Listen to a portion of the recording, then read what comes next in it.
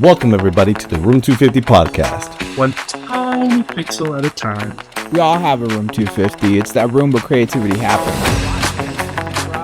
Welcome back to Room 250 podcast, where creatives sit down, have a conversation, and hopefully inspire current and future designers to crush their creative goals one pixel at a time. I did not read that. Nope, I didn't. I am one of the three hosts, Martinito Soy. I'm joined by my two best friends, David Patrick Sly and Pete Peralta. Pete Arturo Peralta. Take it away, guys.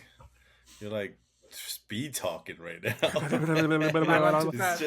By the way, if you don't know the Room 250 podcast, I got an hour only to do this. Don't forget to subscribe, like, comment, hit that ring notification bell.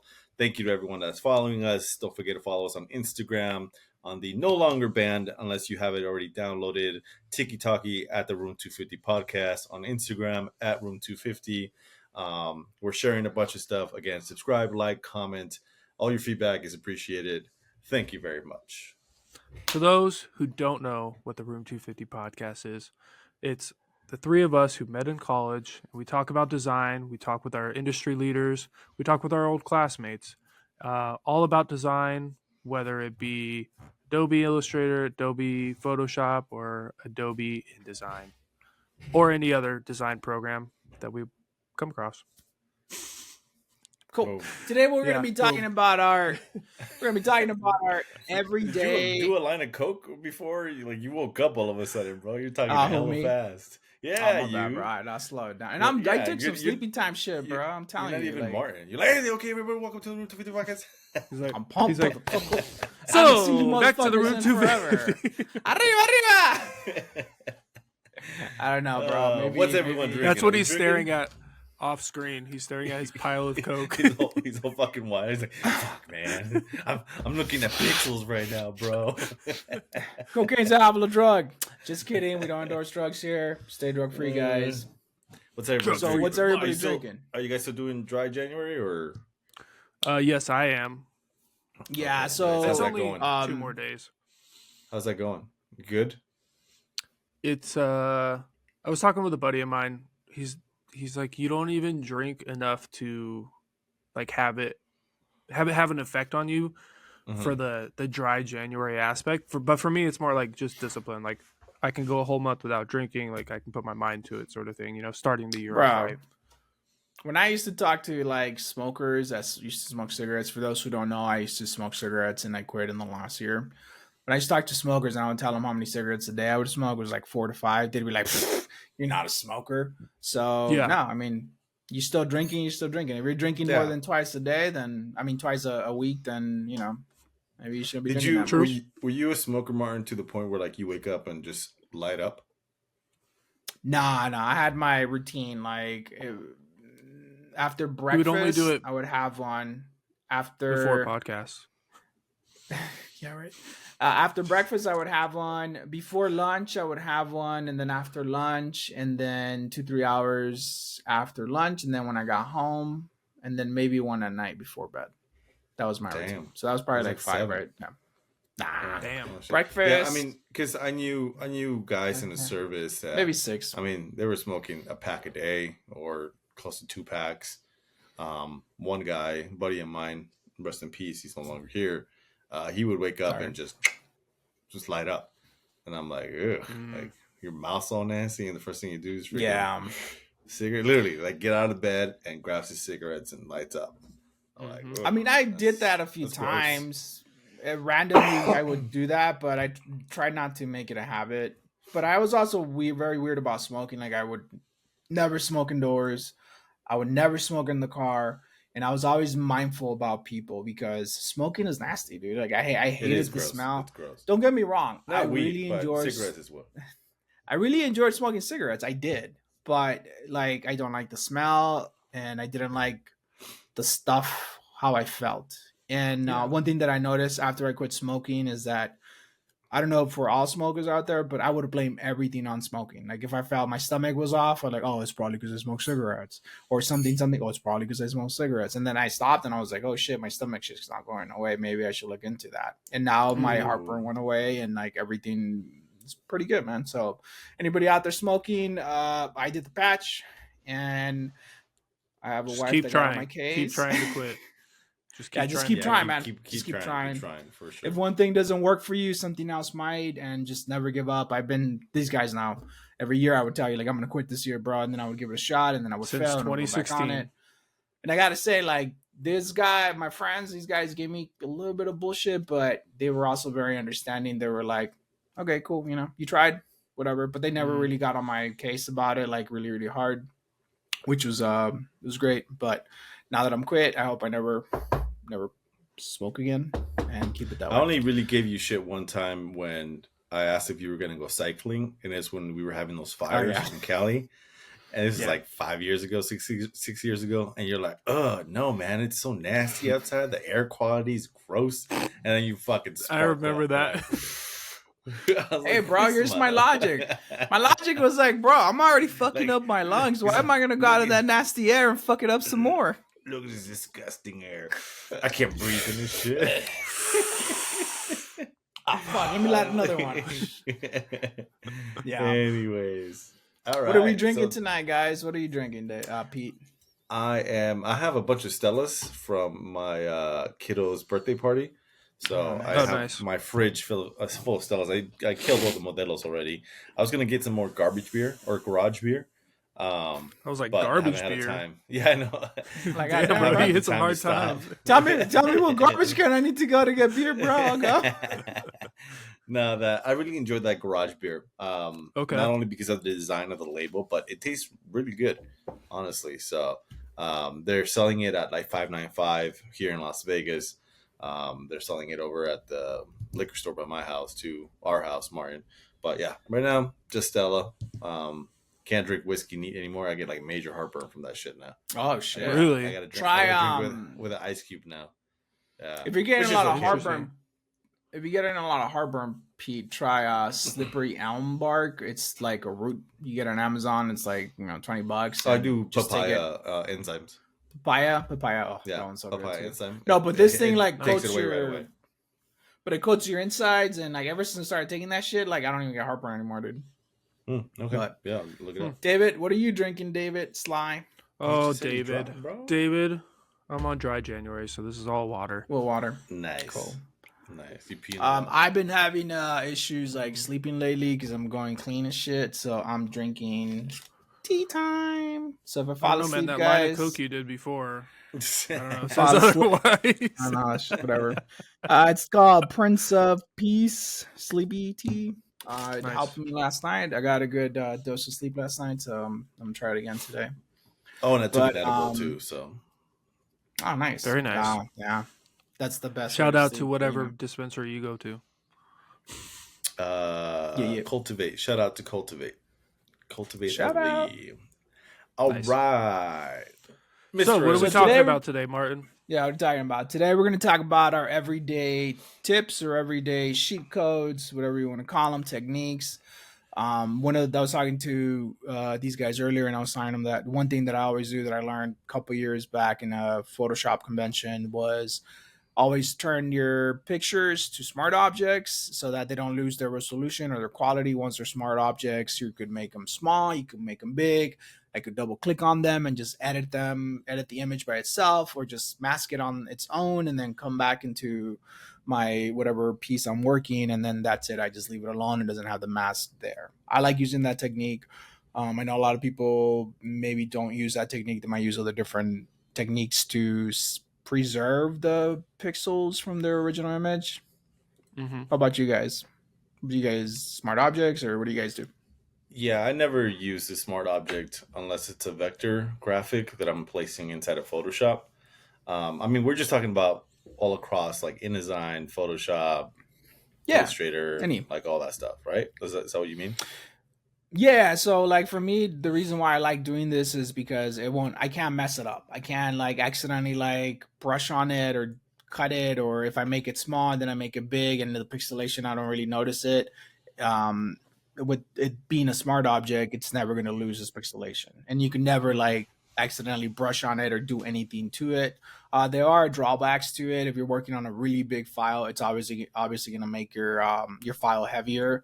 so you kind of lose the benefits when you're doing a really big a big file like a large format print. So in those cases, I don't use it.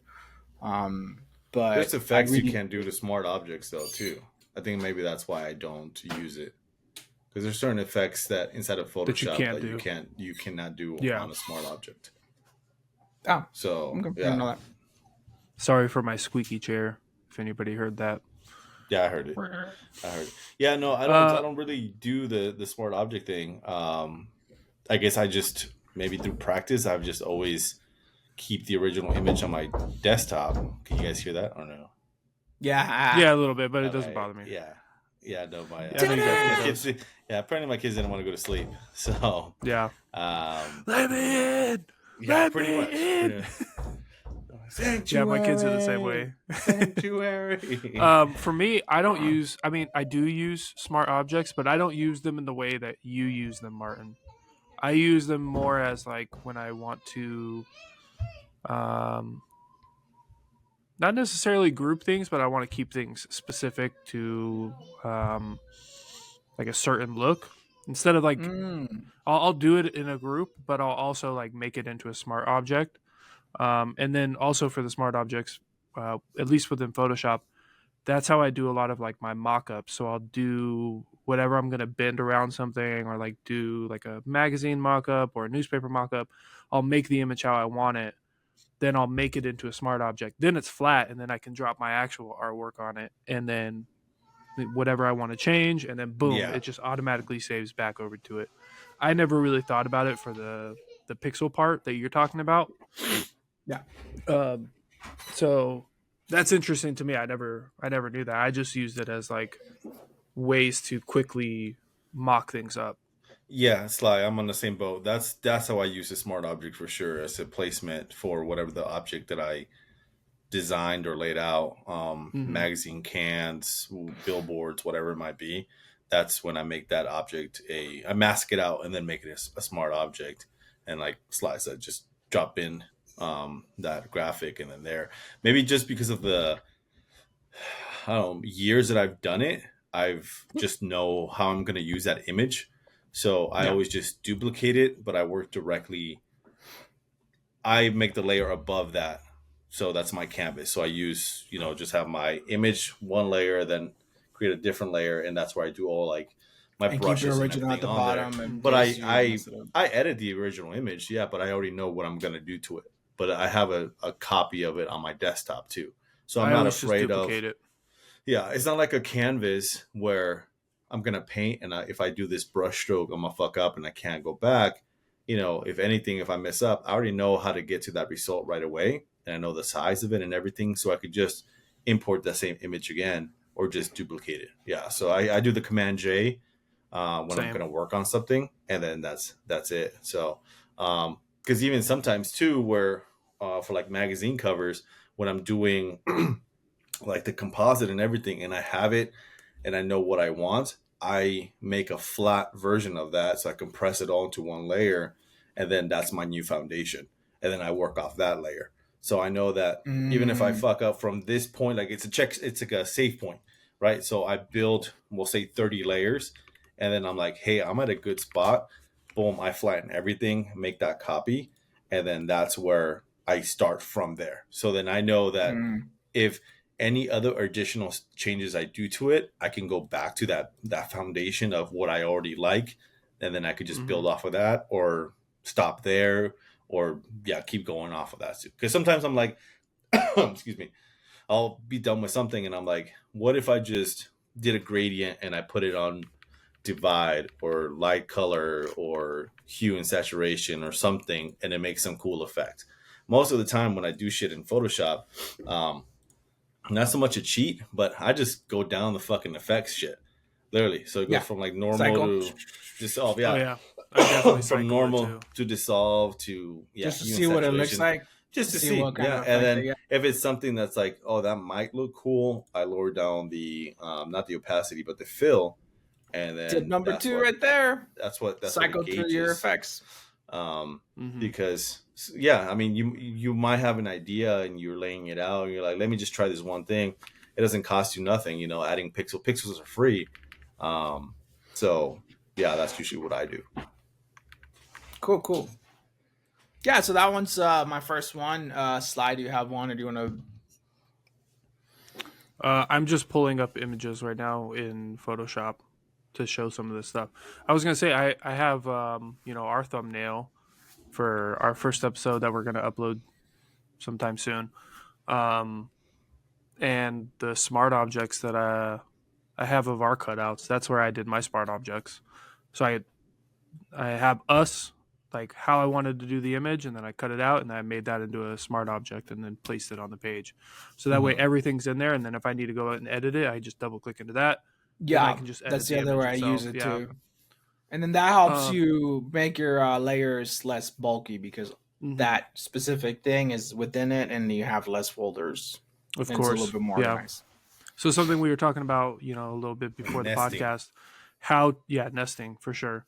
How do you select something to get the dancing ants, Martin? We just talked about it. W, click. You use your wand tool. Yeah, the wand tool, or I do mhm. the is it a command or option, and click on the layer. You Right, said you didn't do that. We said we did that. No, I Yeah. do that too, but it just depends. If I like, let's say I get a logo. Here's an example. They give me a logo and it's a JPEG, and I have to cut that logo out. Then I do W and click. If Mhm. I want to highlight a mask that I cut out from something else, so I could apply it somewhere else, I'll do that option. What you guys said, option click on the layer mask or whatever. I think it's command click. Command click on the layer, and then you'll select it. Yeah, I mean, those are two of those that I use a lot too within Photoshop. I do know what you mean now. For sure, I do use the wand tool when I'm like trying to cut something out real quick. So I'll use that select, or even that they have that new tool. Let me share this. They have that new tool at the bottom of Photoshop. These ones down here. Are you able to see this yet? Yeah. Oh, you're not able to see you can't, the thing. You can't Yeah, see the little it, pop for up. whatever reason. Let me share that. Gotcha. Hold on. Yeah, I won't be able to share it because then I have to do my entire screen. But anyways, the new little the little pop up underneath image. Assistant? Yeah, the assistant. I'll do that to just do a quick mask, and then it'll basically capture what I want, and then I'll go in and edit it. It saves me so much time. Yeah. But that's literally the only thing I use it for. Object. Yeah, that little select object. Exactly. But every other time it pops up, I'm like, get out of here, man. I don't. Yeah, I know. It's so and then it's so annoying. Yeah. Yeah. Okay, I'm glad you guys get annoyed too, because every time it pops up, I'm like, what the fuck? Get out of here. From me. Especially and then the one time I InDesign. need it wasn't around. I was like, where the fuck is it? How do I find this damn stupid shit? Where'd I fucking put it? I do the select subject and then remove background. But yeah, it definitely needs to be cleaned up because it's not like a one click fix all. If you want to be a shitty designer, then yeah, definitely. But I need to go in there and click. Yeah. A good way to also do that. Go ahead, Mark. Oh, okay. That's something another for good way. You said go ahead. Another good way to I know I did say it too. A good way to do a okay, I want to talk over you now. If you go to the select tool and you do color range. So if you're trying to select something, color range is a really good one because you can find in your image and click what colors you want, and then adjust the fuzziness to be able to get a better selection tool. That's always been really helpful for me. Going back to can you show an example, because I don't know what you mean, Sly? Oh yeah, of course. Yeah, while he pulls that up, going back to what Pete said, if you want to be a shitty designer, just use the magic wand tool and cut your shit out that way. But don't do that. For new designers that are out of college, learn how to cut your stuff out properly, make nice clean cuts. Don't just rely on that tool. But also too, depending on what the subject matter is, when you use the pen tool, things are obviously clean, right? So it's a very harsh cut. Learn how to select mask, and soften those edges too. because not everything is super sharp. Because giving it that soft edge will also soften that edge, will give it just that little perspective that you're looking for to make it look more realistic, or unless you're going for that kind of composite. My design hygiene is really bad, just so you know. Edges, but definitely soften the edges big time. Yeah. So like for this image, you can go in and look at that handsome man. Look at that handsome man. Damn. You go in, you select it like, oh man, that's so much. Okay. But if you go into your filter and you do, or not filter, you go select color range. You can't see the pop up, but I can select. It's like the eyedropper tool. Yeah, there's like an eyedropper tool, and then you can like select it, and then edit it around it. Like, oh, I want more of these whites, so then you can. Man, I wish I could show that part of the screen. Hold on. Let me do a full screen share.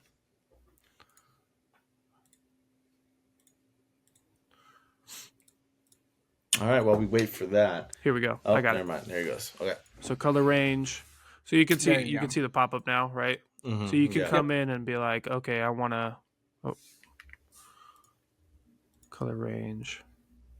You could adjust the fuzziness. You see how it's like dragging it in and out.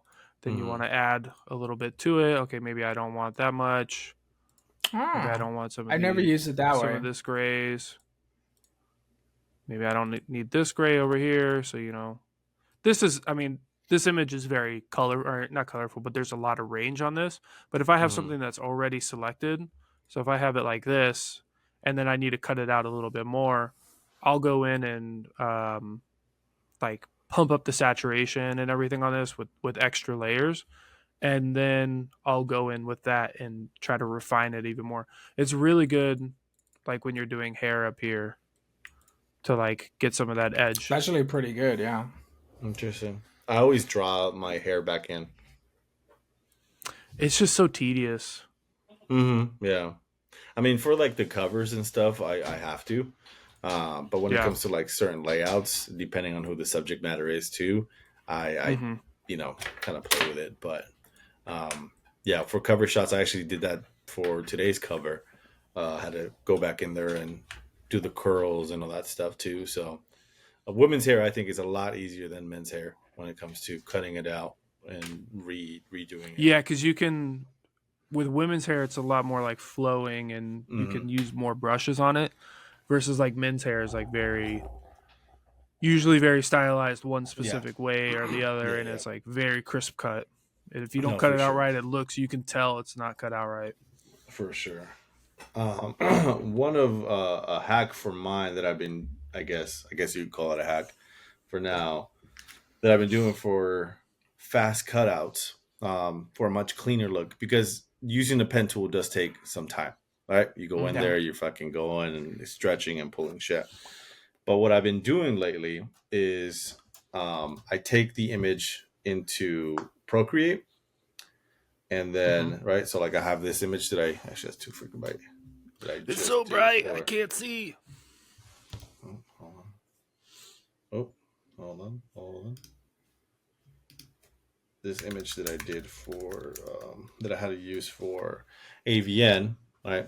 So she's like licking the trophy. It's a great picture. Right. So Yum.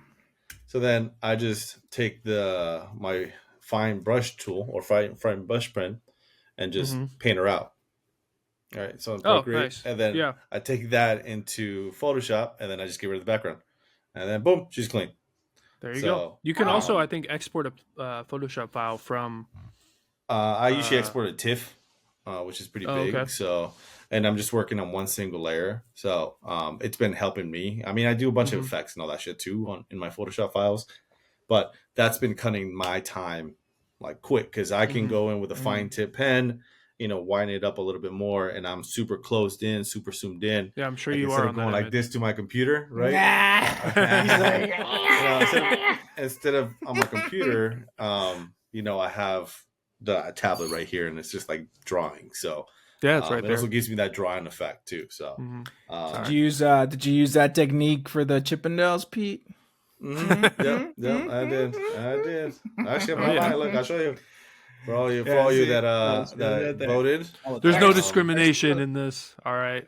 Exactly. Exactly. Yeah. Here's This is for the three ladies. dudes. The 3 dudes that I And the cut dudes out. that like dudes. That's but, 4 dudes. Oh yeah, there's 4 dudes. Sorry. So this isn't the original. He's like 3 so I dudes didn't plus cut me. that one. That's the hair. Yeah. So like, that's stupid. So like this dude, like his hair, I had to go in there and like rebrush it and stuff. Yeah.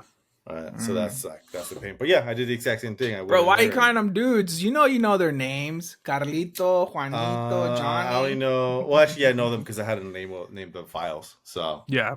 I'm sure. Yeah, that dude's name's Dio. Go see him at Chippendale. Dio. Really cool, cool dude. He's Dominican Republic. Yeah, that's name. Really cool dude. Yeah, that's right.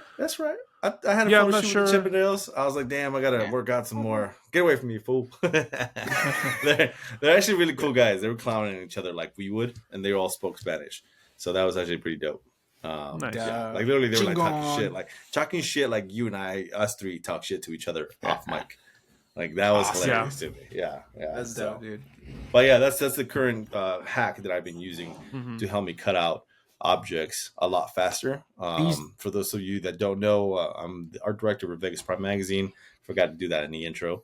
Vegas Prime. We are a 4-man team. I am just a department of 1, and we put a magazine together every 2 weeks. So there's times that I don't have time to get all fancy with layouts and design. So I have to use every trick that I've gotten or that I've learned and picked up along my 14 years of design. I call it the duct tape method because it's being held up by duct tape. You'll never know unless you see my files. So the client that sees it on the street is like, oh, this is great. But, it's kind of like duct tape together. Still clean and still on my shit, but it's not, how I guess, quote unquote, should be. Yeah. If should I call it a team. Gaffer tape, because gaffer tape is like what all of the audio and like video people use to like tape everything up real quick. And it's super strong. Don't tell me how to live my life, bro. You know what? How to live my life. The new term is gaffer tape. I know. Quack. So do you guys have any other tips and tricks in Adobe Photoshop before we move on to the next program?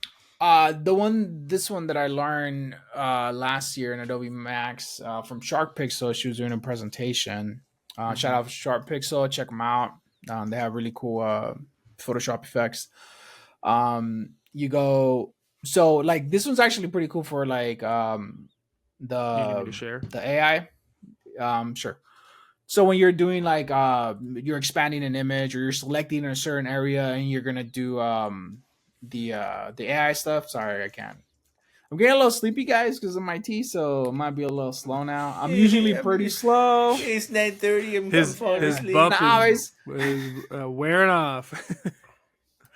So with the generative fill.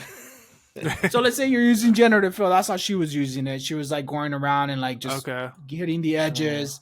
And then she was like, you know what? I need to go in a little bit more. Can you show the example like of what she was doing? Can you do it? Yeah, so like highlight, go with the pen tool real quick or the lasso tool and just highlight pixels around your picture and just circle it around Pete. Yeah. Oh yeah. Okay, so you want me to lasso something? Okay. So lasso his head or something. Can you zoom in on the canvas a little bit more, slide, so we get our audience that's watching there? Yeah. Try to get a pretty like. Imagine you're gonna generate fill his head with something. So yeah, something like that, and then you're like, shit, I need to go out a little bit more. So you go over to select, modify,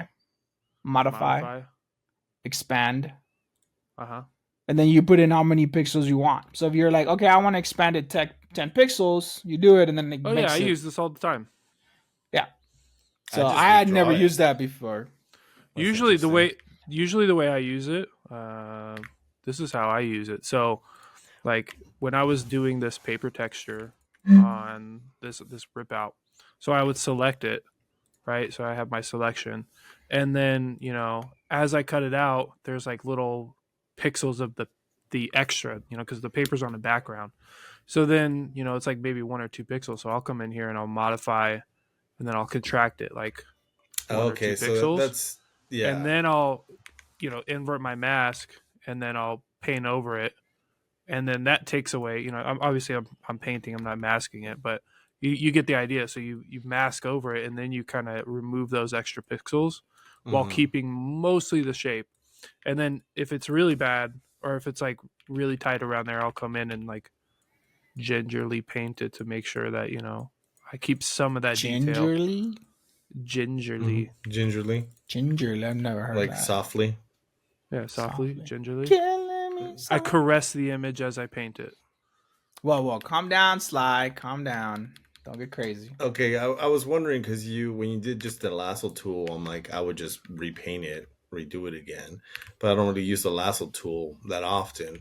But to create an object like that and expanding on that object, that makes sense. I could definitely use that for other projects. So that's interesting. Nice. Cool. Okay. All right. One of you guys, your turn. Go for it. My turn for what? Are we switching What are your programs? Because that was Photoshop. Oh, that was Photoshop. Do you have any? I just wanted to yeah. kind of go through all of them. So we just did Photoshop. Yeah, for me it was just the smart objects just and the those pixels. ones? Do you guys have Okay. anything else for Photoshop? I don't know. I feel like because you just mentioned that one, I'm like, oh yeah, I do that all the time. It's not something I would think is like. Well, it's funny because like I had this people, conversation.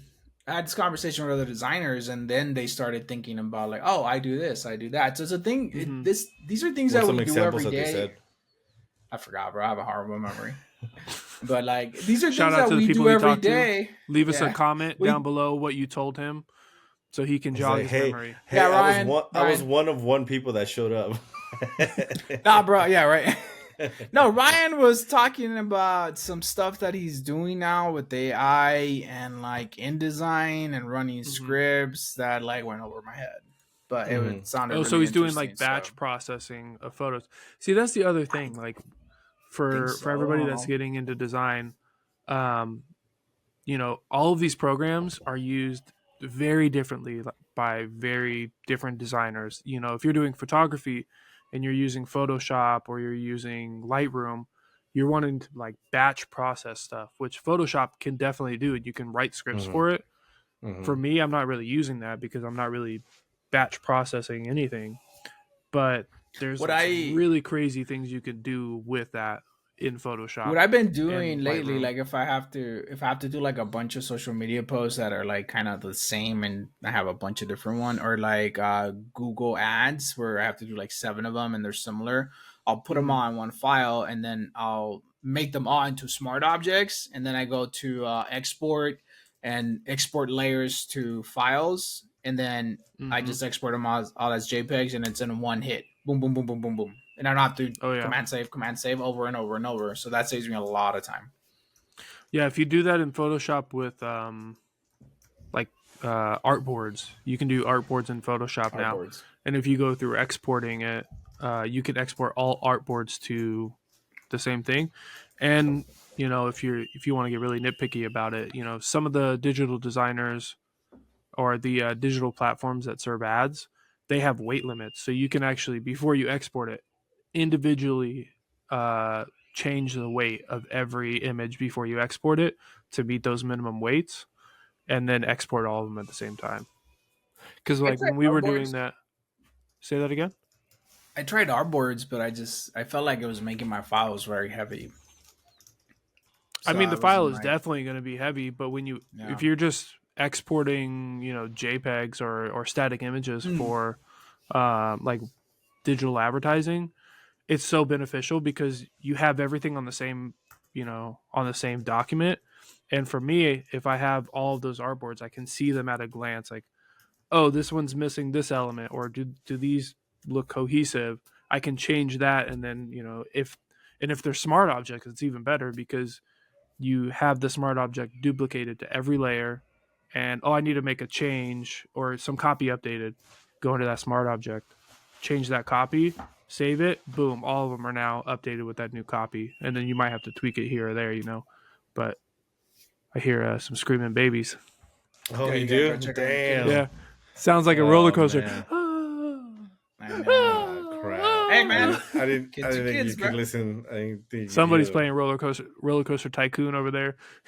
All right, No, it's all hear it good, now? bro. Hey, No, it's all. Yeah, It doesn't bother me. that's I all. No. You know Yeah, about me. but I don't. For want him everybody screaming listening, on the podcast. we I know are you're all- hurting inside, Pete. I know we're you're all hurting inside. humans. He You wants know, I to come have in here. kids. That's why. Yeah. Yeah, No. it's his bedtime. He needs to be asleep. But Yeah. yeah.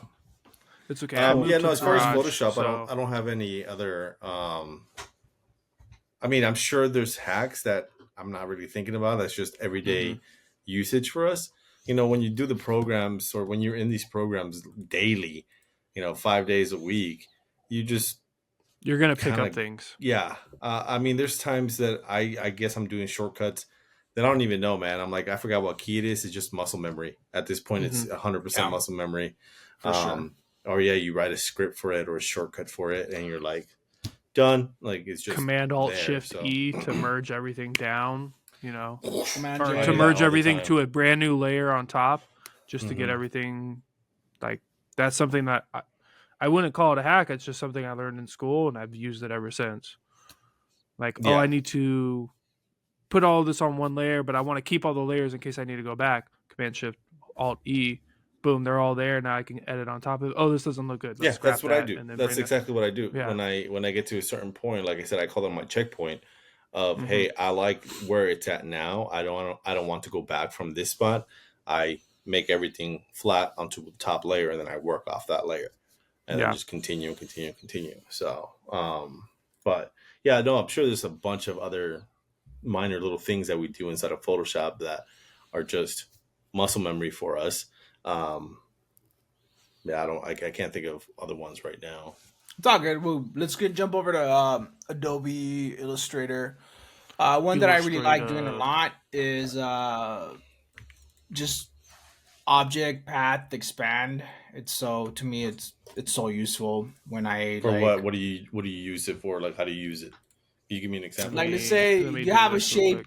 You know when you have a shape with like a gradient, let's say a heart and it has a gradient in there, gradient mesh, and you just want the shape of it, but you can't because it has a gradient mesh, and you want to turn it into a solid. I just do that, and then if you just hit 0, it'll just duplicate it and rip off. It creates another shape on top of it. Or with my text, when I want to add a stroke, instead of adding the stroke, I do that. I go to object expand, yeah, like that. Go to object expand. Expand. No, It just expanded object it. offset path. Sorry, object offset Yeah. path. Path, offset path. Yep. Then you can just. And then you dial it put in like I usually go by millimeters, 1 millimeter. Yeah, there you go, like that. So it gives you a nice like outline of the text. That's how I use it to rip off shapes. Mm-hmm. So then you got that, and you can come over here to shape modes, merge that, and then boom, there you go. Like set it, give it a color, and then send it to the back, and then you'll see. Isn't there a better way to do that? Sorry. I think this is the old school way. Is it? Well, I've been using that. I don't like it. Yeah. Which is there's nothing bad with that, but there's like Adobe has to. I mean, or Hydro's still Illustrator has a using. tool. still Yeah. using, like, It's one Illustrator of those 3. things. Like this is what we have done all our Mhm. career. So when all new little tricks come out, you're like, hey, I could do this a lot faster. But you're just so Mhm. used to your muscle memory that you stick to this method. But there is a different Which was method. yours? I don't Show me. remember how to do it. I don't do this. I don't do this method that often, but I know there's a different Bro, there's a method to do better this. way, but I don't remember. No, I If didn't say there was anybody a better knows, way. I didn't say there was a better way. Oh, different. But there's a different way of this, and I've seen it because you know how fucking social media Get it, slime. influencer Yeah. designers which by the way, I actually want to have a conversation with some of these guys. Like, are you really doing all this fancy shit for a client? Because your ass better be getting paid like 30 grand for all this bullshit that you're fucking talking about. But Yeah, right. Like, how fast does it Damn, take you to Sly, actually good do shit. this shit? Nice. Look at there the you slide, go. designed on the fly. But Mhm. yeah, no, I've seen Gene stuff where like Gone you tool. just because there's even like and I say I don't fucking remember, man. My weed's starting to kick in, but I'll find it and I'll send it to you or share it on our social. But I know there's Nice thing more about the- this- like the whole method. Wow. There's or the phrase. There's more ways. You can There take you it go. wherever you want. There's more than one way Skin to a skin a cat. cat. Same shit like this. You know, you could do. There's different ways for you to get there in your own path. Oh, and yeah. how you do it is there is no wrong way of doing this. So, except when that happened Well, this is happening because here's what of happened. the negative space. No, because with this blend, it's doing steps. Mhm. It's not like blending Yeah, and blending steps. it. Yeah. So it's So that's what it stepping was. It would avoid that. I remember that, seeing it. I save it. Yeah. I save all the tutorials that I come across, and then eventually I try to implement them on my free time. Because that's honestly some of the stuff too that I see, being shared on social. If I have the time, I'll go and just play around in Illustrator or Photoshop and try it, and say like, okay, was that the right way to do it? And if it's stupid, then no, it's just dumb. Do you ever go look at a tutorial and then you're like, oh, that's fucking dope, and then you totally forget about it? No, I save it. I save them all the time, because at least in my background with advertising and in the magazine and just dealing with different clients, there might be an effect or style that might not work for this current client, but might work for a layout or something else not too far into the future, and I want to come back to it. So I always save all my shit. I save my like a folder of logos. I have a folder of video tutorials, video effects, typography, moving, motion, photography, anything with our craft. I usually always save it. There's one pretty sick one that I come across where the guy does like the NFL graphics for like the Jumbotron and everything else, and it's sick, man. Like the amount of work that goes into it, because you have the players on, you have the Monday night football players or any NFL player, baseball player, they do their intro and all these effects are going, and some of these have to be live, and if there's players that are hurt, they have to be swapped. So it's not like a set video that you could render and say, here's you play this video for this person and this person. It's like all live, and it's broken down, it's within their standards and all this other shit, and it's just really fucking sick. Like that's a route that I would want to go if I were to switch shit up now. But it's pretty fucking sick. Dude, those NFL emblems and like Hot Wheels emblem, like those are just crazy intense. But they're so cool, and that I want to learn how to make them. There's just so many like different techniques to be able to make those. Yeah, for sure. And I definitely think that object, I guess we're going old school. Object, offset path, outline stroke sort of thing. Like that's how I would accomplish some of those things. Like going back and forth between that and clipping this out and trying to like get those shapes to do the drop shadow and then having the gradients on top of it. Yeah. Dope. And do you guys have any cheats that you use for InDesign? Getting a little slow now. I'm getting sleepy. He's like, I'm an old man, and the year was 2025. I was talking about Adobe Illustrator. Bro, even without your sleepy shit, your ass would go to sleep. I know. Nah, I've been having insomnia, bro. I told you shit, man. I would just say it's that cocaine, bro. That Pathfinder tool so much. Outlining shapes and then like merging them, cutting them out, clipping them out. I use it probably like 90% of the time. I'm in Illustrator, constantly doing that stuff. And then the other thing is, what's that other tool? I like if I have like a big illustration that I've done, and I need to like quickly comp up colors, I'll do the live paint, the live paint bucket, and just like boom, boom, boom, boom, boom, boom, and then I'll expand that to get where I want the colors and stuff. Can you show an example on that? Because I don't know what you're talking about. Okay. I don't really have.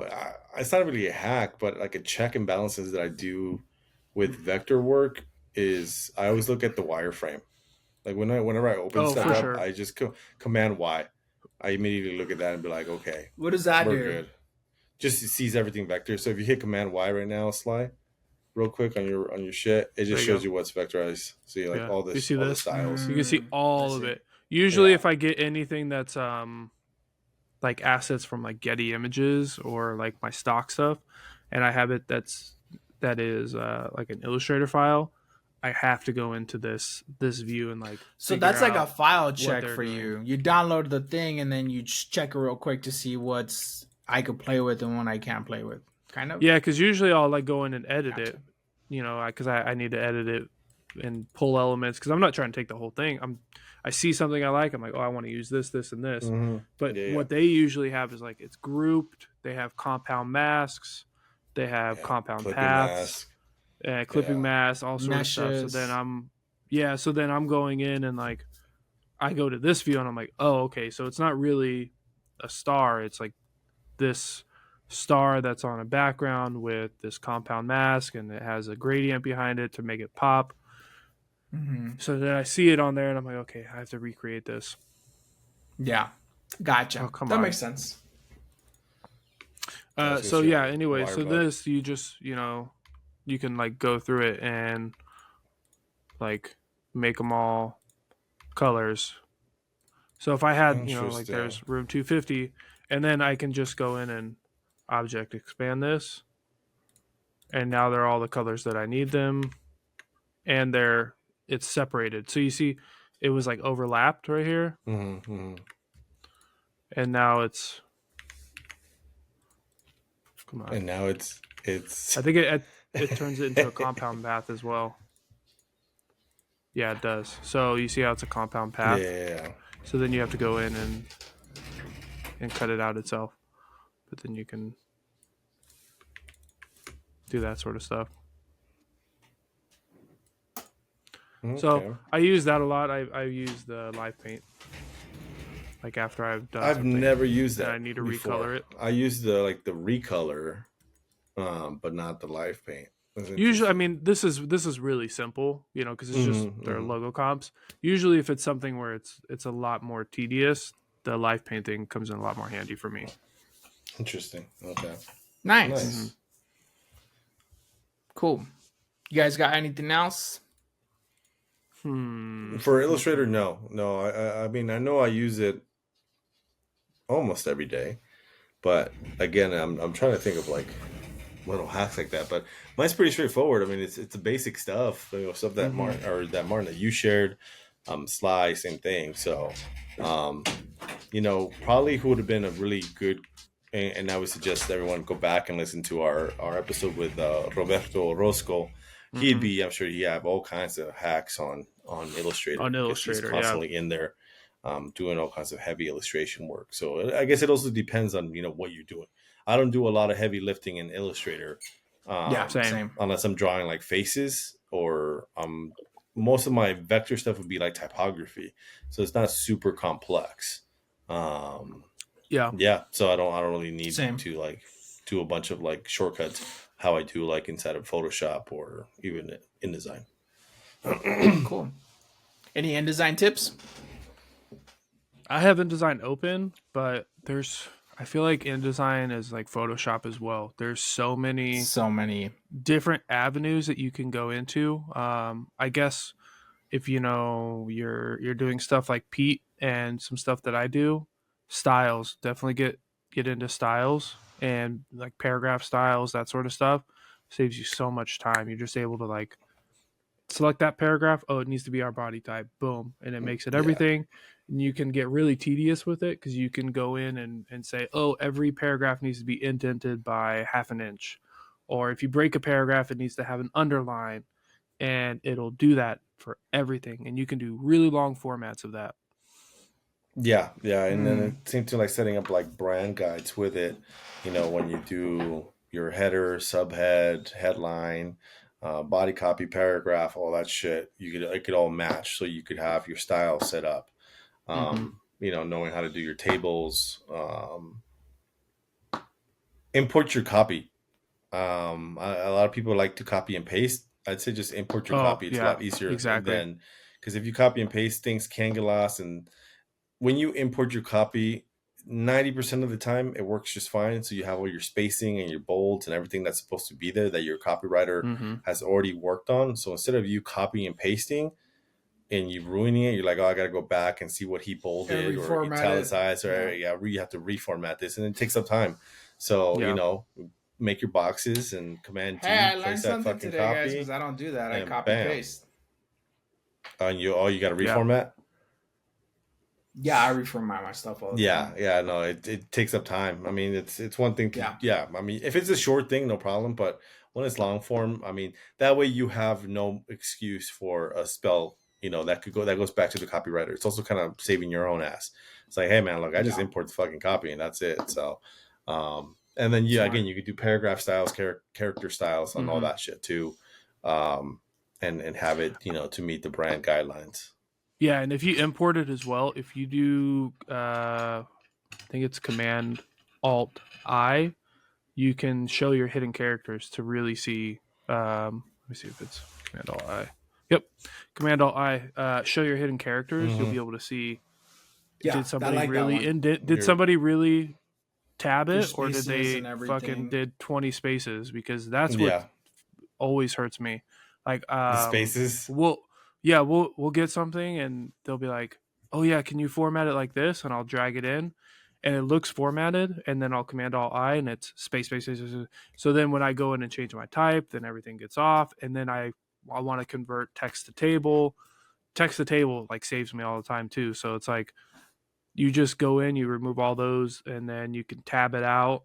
And then when you do text to table, it reads all the tabs and uses those as your columns and your rows.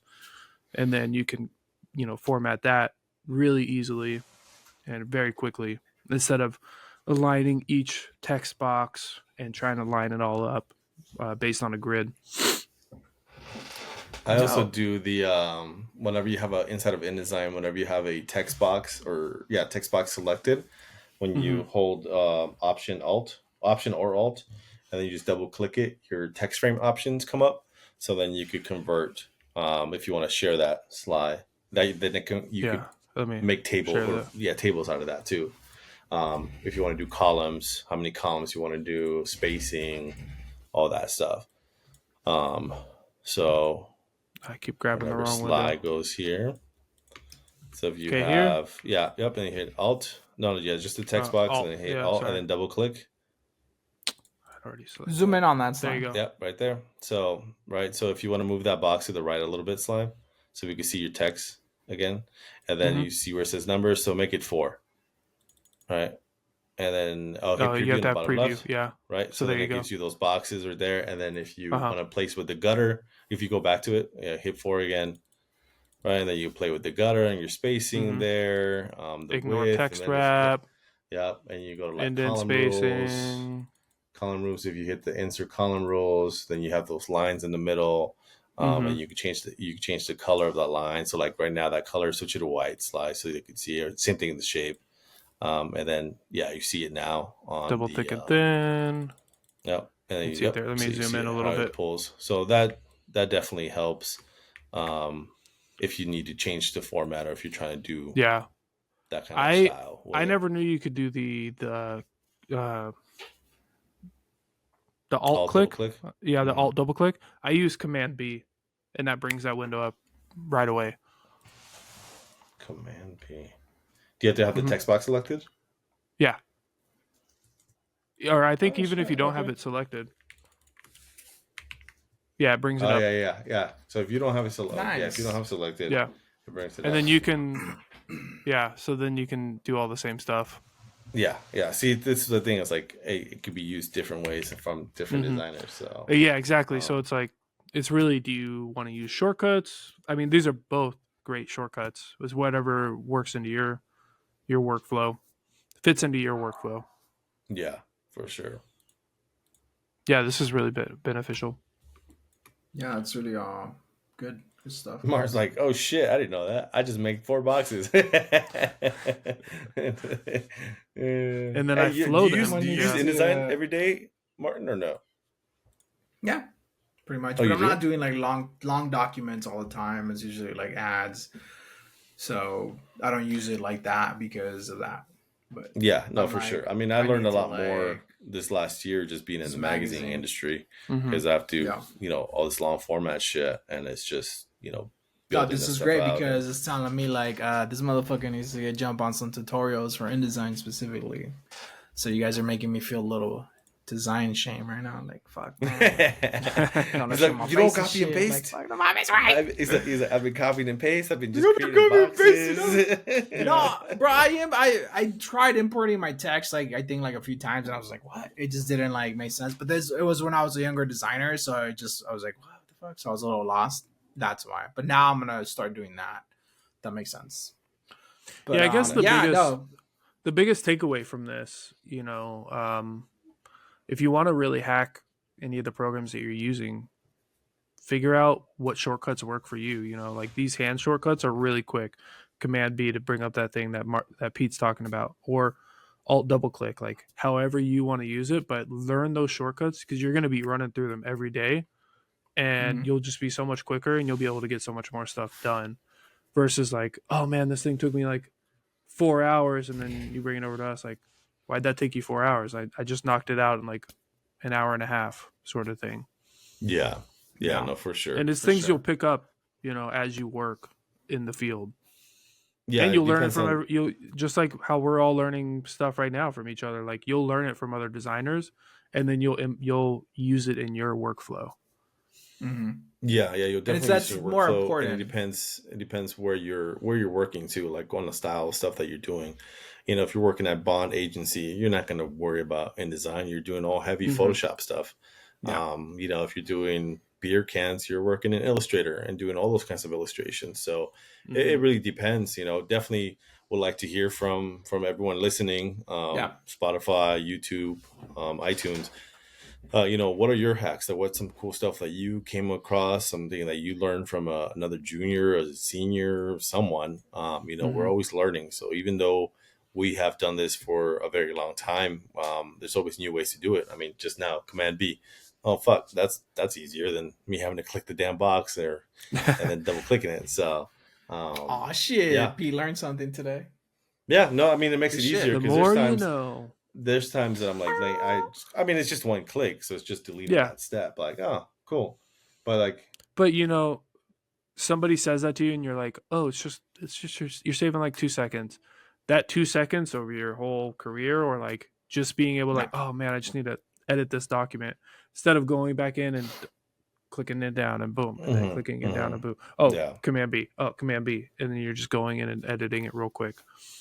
Saves you so much time. I had a senior, I think she was a senior, maybe an art director in the very beginning of my career, who was just didn't use any shortcuts, didn't use hotkeys. Yeah.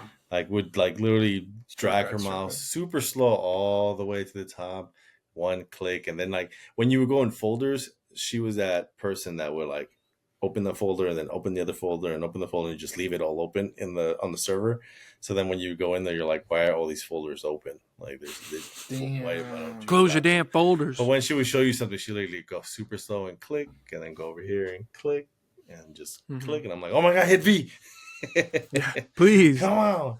Fuck. I mean, really, it boils down, if you want to be hacking the system again, another quick tip, be quick in your programs, try to be as quick as you can while maintaining accuracy and what's the other word? Accuracy and cleanliness. Accuracy and detail. There you go. Detail oriented. Yeah. Cool. Slipped my mind. Yeah, so I think that wraps up our show for today, guys. Any advice for our viewers? I'll start. Fucking freelance, man. Freelance. Like exactly what we just said right now. If you're just a beer label designer and that's what you do all day, cool. You're gonna learn all that shit. But if you freelance, then you might have to do something that's gonna have you working in InDesign, and now you're like, oh shit, I need to learn InDesign more, and that's gonna teach you to work in InDesign more. So that's my advice for our viewers. You guys, and make yourself more well-rounded. Learn the programs that are coming out, even though I've yet to use it, but a lot of people are using Canva, and we get a lot of files now from Canva. I should be learning it, so if I have it, I can be at least proficient enough to be like, okay, how do I export this and do this and do this? So I'd be been like, official. take It's a good this one, shit Sly. back. Get that shit off I my know, desk. I know, That's I what know. I'd say. But I've worked with Canva. I built a website in Canva, so it's cool. You know, it's easy. It's super super easy. But I built all the files inside of Photoshop and then imported them to Canva. So Blasphemy! but it's- That's blasphemous. yeah. I was like, I don't know how to Fucking do this heretic! shit. I'm gonna fucking do all this shit in Photoshop. You can't do this. Did cool you shit in shower? Canva. Did you take like a No. 100-degree shower afterwards and get that shit off you? Adobe's gonna come for you. They're gonna be like, "How dare you?" All right. My advice: do something for yourself, man or lady. Don't forget again. Passion. Like we worked this. If this was a hobby for you, and then it became your job, and it's your 9 to 5, and now you're just doing this shit, great. But don't forget why you love design or your illustration or a coloring book or connecting the dots, whatever it might be. Just do some fun. Remind yourself of how fun this job is because it's super fun. You know, we do all these layouts and great graphics and cool shit and portfolio worthy, and we always move up the ladder. But, you know, when's the last time you sat down and just doodled or did some cool fun shit for yourself or tried a new element or a new graphic or new style? Which, by the way, I got a bet going on with Mr. Bautista over here. So in about 30 What are you days, talking about? Mr. Peralta What? over here is going to be $100 richer. But we'll discuss. Hey, you never those. said anything about that, motherfucker. I'm gonna set the rules. Don't worry, I'm gonna set the rules. I know I'm already gonna okay. win, so They'll give you hey, time. Yeah, Okay, I'm giving you okay, time cool, right cool. now to practice because I'm gonna set the rules. Come Friday. You didn't say anything. You're setting me up for failure, But- motherfucker. That ain't cool. So you know this what? whole I'm time- confident. Wait. Remember this whole time you said you were gonna do it, so you haven't done jack shit over 2 weeks now. Well, But you you're gonna didn't do say it. anything. Yeah, I it said doesn't set matter. the rules. It doesn't matter. You said you were gonna do it, so you haven't Well, done it so the unless I practice set the going rules. on. I see what I'm I was saying. waiting for this I green can light. confirm that. Wait. this has all In been my going on. defense, in my Let's Sly- let's Sly finish. Let's Sly, get pedo, culero. I A can ver. confirm that everything that Pete I know where you and live, Martin motherfucker. is saying is correct. Pete was supposed to set some design rules, but Martin, you could have been getting on this to save yourself some time and actually win. You could have been just like, you know what? He's gonna set some rules. I'm gonna fucking do this anyways. And when he says, "Oh, it's gonna Okay, be by this time," okay. I'm already halfway done. Let me pitch you my defense, okay? My defense. In my defense, if I went through with the deal or the whatever the fuck, I have to spend money, so I don't want to spend money until I got the green light. But I agree with you guys. I could have started my sketches. I could have started sketching it out. So fuck you. I'm gonna start sketching You that said, shit out. if we go back and read the receipts, you said, "I'm gonna order that right now." Yeah, you did. You did. You said I'm gonna order. I this shit literally right like went now. and I looked at it and I was like, should I buy 3 of them so we could all do one, or should I just get one? But let me see what he says. And like, if you guys want to do one, I'll buy the boards. I said no. Let's I go. said we still Go have for the us. robot. See this robot right Okay, you said here? no. I still have that robot. That Yeah, I know. have We to need to that do our project. robots. That's So all right, cool. I said No. no. And then the style that you said you were gonna do. All right, Mr. Sly, since you are our It's 3D. seeker, can Does it said you 3D? Mhm. can you okay? Can you pull up his Instagram? What was his name? Bear Walker? No, Bear. Bear. Oh yeah, let me pull this up. Am I logged in? I'm not logged in on this. Okay, hold It's on. my phone's on obviously the camera here. For Bear everyone listening, Walker. I don't remember. It's Bear. I know it's in our chat, but my phone's being used, so I can't. It is Bear Walker. actually- Boom. I got it. Oh, look at that. Okay, so for everyone listening, Mr. Bautista, Edo Soy Bautista, can you go to one of the Ninja Turtles, if possible, Mr. Sly? There you go, right there. Stop. All right. Like it's a video. Mr. Bautista, how I understood it, said that he could create this within a month. Correct? Yeah. Correct. And I called bullshit. I said, you cannot do this in this style originally without copying it to make it. So I bet him $100. With And he no said- offense Does to that have Bear to be Walker, like not copying, 100%? Not like a You- 100%. It has to be. I'm talking. It's not gonna be original. No. It has to be an original piece. You said this is an original. Okay, I can You do said that. this is what you wanted to do. Yeah. And it. Yeah. So I'll do this detail a theme on that piece, and I'll do that style, but it's not gonna be like as polished as that. No, that's what you said. That's what the bed is. 100%. It was gonna be polished. You said that you can replicate that within a month, and I laughed my ass off. And I was like, all right, fuck it. Who the fuck you bullshitting, man? I'll do it. I'll go with fuck it. it. I'll go with it. Fuck it. I'll do it. So, okay. And I told you I would happily give you $100 if you pull that off. I'd be extremely proud of you. I'd be like, oh wow, all right. But my piece of advice, bullshit. For everybody listening, this is the last piece of advice. Do exactly what these two are bickering about. Get with your friends and set up a design contest. We did one on our season 1. I tried to get another one going for season 2. We bought these robots. We're trying to come up with some stuff. It gets you out of your comfort zone, and it gets you doing something fun that you can talk about with your friends and display. Doesn't have to be perfect, although this project has to be perfect. Fuck you. You motherfuckers. It doesn't have to be perfect. Culeros. He spends $400 to get it. He's like, look, see, I did it. I should be fine. Look, bro, I should be able to do it. And I'll tell you why. Like, okay, so for Christmas, and that's the other thing I was gonna tell you guys, our viewers, is like, if sometimes you have to get out of the computer, you got to get away from digital shit and just get your hands dirty, go draw, go do some other shit. I currently did this for Christmas, and I fucking got lost in it. I hadn't been so inspired. Where the hell is the share thing at? I'm already sleepy. It's a big fucking button that says share. All right, so on Christmas at work, we had a competition, do your door competition, and Did you lose? Did you win? No comment. So you didn't win. Gotcha. Okay. So who won? No comment. Whatever. It's not a big deal. Like this. So who won? Wait. One of the other doors with my coworker. I don't know which one it was. Which one?